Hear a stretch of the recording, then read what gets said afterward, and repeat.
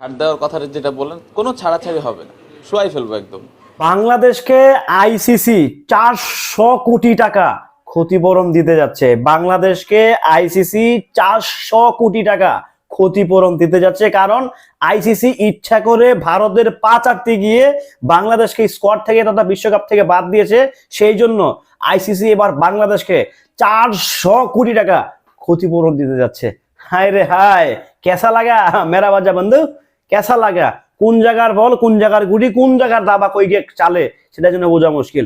রীতিমতো এক match boycott করতে পাকিস্তান রীতিমতো আইসিসির গুটি লইয়া গেছে। শুধু আইসিসি নয়, বিসিসিআই এরও মাথা নষ্ট হয়ে গেছে। হ্যালো এভরিওয়ান, আসসালামু আলাইকুম, শিমুল আছি আপনাদের সঙ্গে। কেমন আছেন সবাই? আইসিসি টি-20 ওয়ার্ল্ড কাপ 2026 এটা যেন সার্কাসে পরিণত হয়েছিল, রাইট? দর্শক খরা, মাঠে দর্শক নাই, 300 টিকিট বিক্রি হয়, 150 টিকিট বিক্রি হয়, 60টা টিকিট বিক্রি একটা বিশ্বকাপের আসরে। হ্যাঁ, তো সেই জায়গা থেকে একটা হাই ভোল্টেজ ম্যাচ পাকিস্তানের 15 তারিখে যে ম্যাচটা, সেই ম্যাচটা যে কোনো ভাবেই খেলাতে যায় আইসিসি। ভারত ও বাংলাদেশের সঙ্গে আয়োজন করতে যায় ভারত ও পাকিস্তানের সঙ্গে, বাট কোনোভাবেই সেটা হচ্ছে না, কারণ পাকিস্তান বাংলাদেশের ফেভারে গিয়ে ওই ম্যাচটাকে বয়কট করেছে। ঠিক সেই জায়গা থেকে আমাদের বাংলাদেশের বিসিবি বস আমিনুল ইসলাম বুলবুল পাকিস্তান চলে গিয়েছে যে ঠিক আছে মাইন্দার বোলারা, তোরা যত খেলবি ম্যাচ, তাহলে আমারে এই সুবিধাগুলো দে। তোর দেশের ভারত থেকে ভারতে আমার দেশ কখনোই গিয়ে খেলবে না। যদি ভারতের সাথে যদি কোনো সিরিজ পড়ে, সেটা হাইব্রিড মডেল তৈরি করে, সেটা হতে পারে শ্রীলঙ্কা, সেটা হতে পারে পাকিস্তান, সেটা হতে পারে দুবাই, যে কোনো অল্টারনেটিভ দেশ ভাবতে হবে। অর্থাৎ বাংলাদেশ আর ভারত গিয়ে কখনোই কোনো ম্যাচ খেলবে না।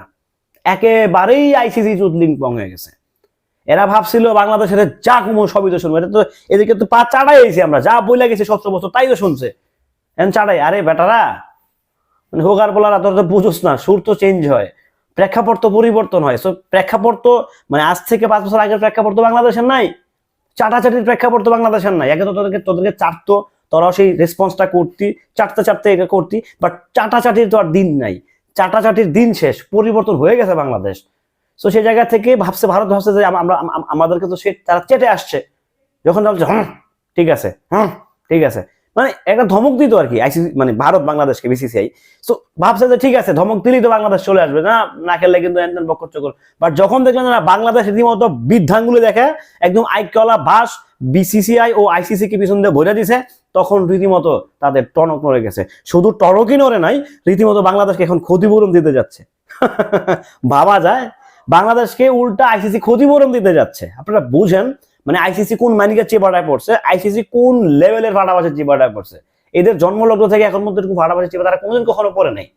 শুধু পড়ে গেছে এই যে আমাদের আইসিসি যারা হচ্ছে ইন্ডিয়া কেন্দ্রিক, ভারত কেন্দ্রিক চাটে, তাদের জন্যই মূলত আইসিসি বিভাগে পড়ে গেছে। অথচ আইসিসি একটা ফেয়ার প্ল্যাটফর্ম, এখানে মোটামুটি কটা 40টা দেশ মনে হয় অংশ মানে খেলে, কেউ টিকে কেউ টিকে না, বিশ্বকাপ আছে পরে অনেকে বাদ পড়ে যায়। ঠিক আছে, 40টা দেশের উপর ক্রিকেট খেলে মানুষ, আইসিসি নিয়ম মানে আইসিসির সাথে খেলে, একদম রেজিস্ট্রেশন করা আছে। তো সেই জায়গা থেকে চিন্তা করলো না রে ভাই, পাকিস্তান তো অন্যতম পার্ট এই ক্রিকেটের, বাংলাদেশের তো অন্যতম পার্ট। হ্যাঁ, আর বাংলাদেশ একটা কি, বাংলাদেশের দাবি কিন্তু একটা সিলি একটা দাবি ছিল, আমাদেরকে শ্রীলঙ্কায় দেন, আমরা ভারত খেলতে পারবো না, কারণ আমাদের মুস্তাফিজের নিরাপত্তা দিতে পারছে না ভারত, ব্যর্থ। সিম্পল একটা দাবিতে বাংলাদেশ তার আর্জি পেশ করছে, রীতিমতো তারা ঝাড়ি ঝুড়ি দিয়া না খেললে নাই, চান্দে যাও, হেনে যাও, টেনে যাও, কোনো লাভ নাই, ম্যাচ খেললে তোমাদেরকে ভারত এসে খেলতে হবে, আদারওয়াইজ তোমাদেরকে এই টুর্নামেন্ট থেকে ছিটকে পড়তে হবে, দ্যাটস ইট। বাংলাদেশও তো ভাই ঘাটতে রাখুন না, বললাম না যে বাংলাদেশের আগের দিনটা নাই তো। বাংলাদেশ আগে যেভাবে চাটছে, বিশেষ করে কিছু কিছু লোক, সবাই না, বাঙালিরা চাটে না কখনো, বাট যারা চাটে আর কি, কুকুর কুকুর তো সব জায়গায় গিয়া জিব্বা লাদে, গু পাইলো লারে, খাবার পাইলো লারে, স্বভাবটাই আসলে এরকম। ঠিক আছে, তো বাংলাদেশেরও কিছু মানে গুরুত্বপূর্ণ ব্যক্তি ছিল যারা সে ভারতের ঘু চাটতো সোজা হিসাব। ওকে, সো এই ঘু আর চাটাচাটি হচ্ছে না, গুলালারি হচ্ছে না, তো এখন কি করণীয়? এখন অল্টারনেটিভ অবস্থা হচ্ছে পাকিস্তানকে রাজি করাইতে হবে। এখন কি করতে হবে? বাংলাদেশ ডাকছে, আব্বা তোমাদের তো লাগবেই আমাদেরকে। ঠিক আছে, বাংলাদেশের বাপ ঠিক আছে বাবা, আমার এইগুলো দিলে তোরা খেল, আমার আপত্তি নাই। ঠিক আছে, সো এই যে উল্টা পাল্টা করে লাভ হইলো কি, তুমি ক্ষতিটা আইসিসির হয়েছে, বাংলাদেশের হয় নাই। বাংলাদেশ কিন্তু ক্রিকেট খেলতেছে না, তারপরেও বাংলাদেশ কেন এখনো জড়িত? অলরেডি 7টা না দিনে 8টা ম্যাচ হয়ে গেছে মনে হয়, কই কোনো সারা শব্দ আছে বিশ্বকাপ চলতেছে? নাই তো। যাই হোক, সবাই ভালো থাকবেন, সুস্থ থাকবেন, আল্লাহ।